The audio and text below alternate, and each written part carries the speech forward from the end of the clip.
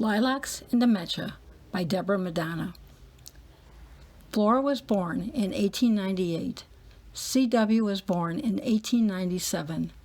My paternal grandparents married on August 8, 1918. Flora spoke her last words 3 years before she died on February 16, 1983. She was quiet. She spoke no words except yes, pronounced yes.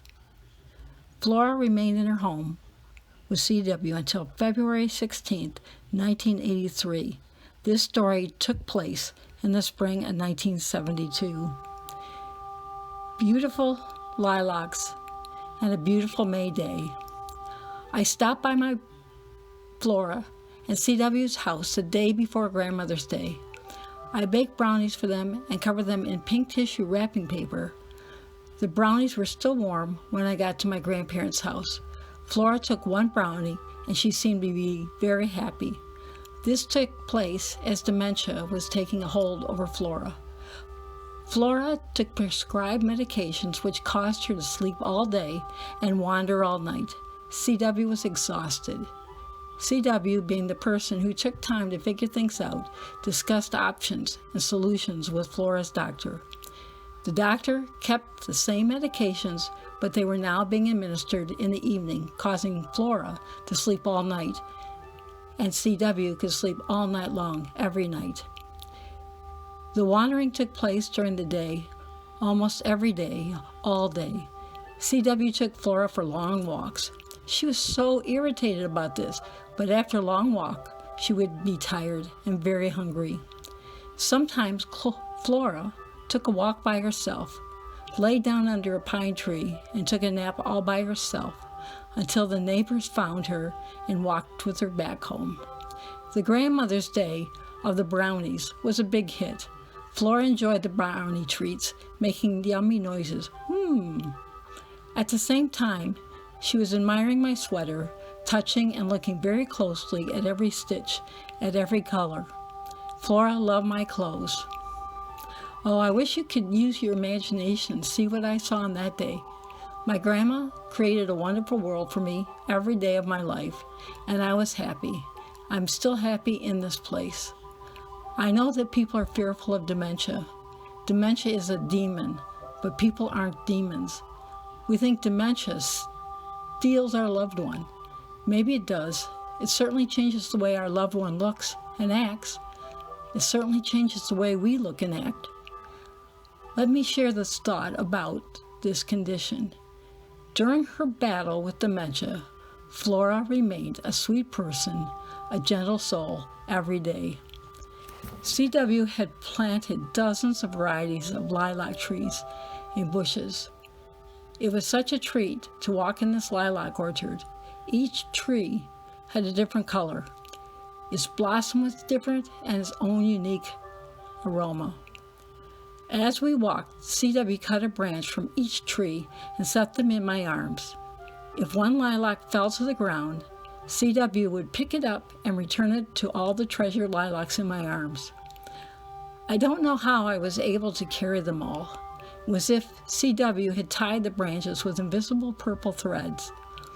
I put the flowers in my car and I went back into the house to tell Flora Happy Grandma's Day one more time. When C.W. and I walked into the kitchen, we gasped. Flora had eaten every brownie. Her smiling face was covered with chocolate. Even though there were no more brownies, she used her fingers to scoop up the crumbs. Smiling, she ate every last morsel. I knew that she was going to have a very upset tummy, but geez, a tummy ache may have occurred because dementia couldn't process too much. But she was still enjoying life. So we have to say the smiles and joy are part of dementia too. I think so. When Flora and C.W. walked me to my car, Flora held onto my arm and said, "Men will tell you that they will use a condom, but they won't." That is what I remember of that day. Yummy brownies, delicate lilacs, and condom promises. What a sweet and gentle day.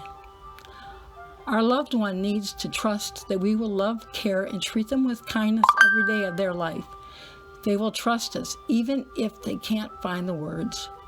Instead of mourning the part of the person we love that is gone, we can sit by their side, hold their hands as long as they need, as long as we need. Our loved one is still by our side. Celebrate the times you laughed and watched Lawrence walk together, not the regrets. Dementia moves slowly, and day by day, abilities are silenced. Strokes can hit hard all at once. Retrieving abilities can be slow. Strokes have also been known to steal a loved one.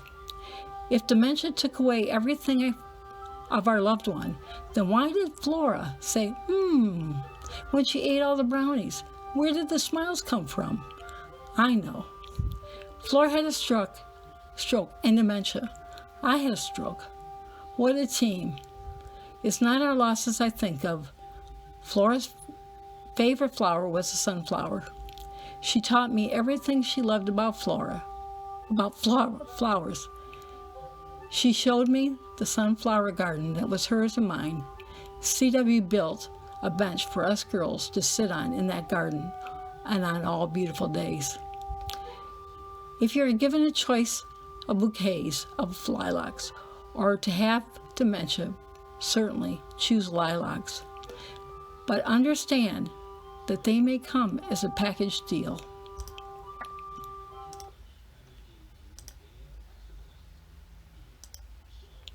So a thought about words: lilacs, brownies, dementia, stroke, strawberries, sunflowers, irises, congenital heart disease, Marie-Charcot tooth syndrome, multiple sclerosis, tall blue spruce trees, little painted clay pots, greenhouses, caladiums, passion flowers, a reservoir, apple trees, a large concrete chicken coop, snapdragons, all coexist in our world with the people we love.